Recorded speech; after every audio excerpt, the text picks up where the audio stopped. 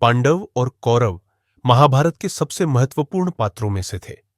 दोनों कुंतीपुर, हस्तिनापुर में एक साथ पले बढ़े, लेकिन उनका बचपन कई चुनौतियों और संघर्षों से भरा था।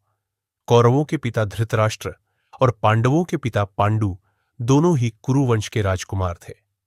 धृतराष्ट्र जन्म से ही अंधे थे, इसलिए पांडु को हस्तिनापुर का राजा बनाया गया। लेकिन एक श्राप के कारण पांडु संतान उत्पन्न करने में असमर्थ थे।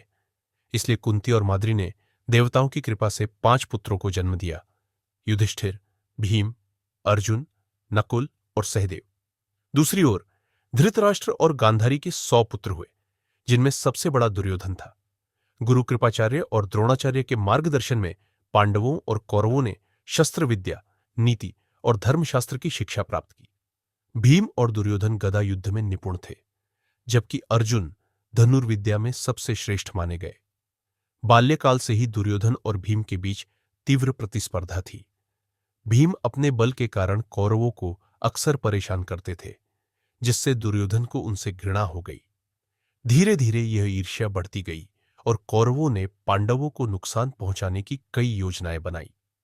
दुर्योधन की ईर्ष्या इतनी बढ़ गई कि उसने अपने मामा शकुनी के साथ मिलकर पांडवों को मारने की साजिश रची।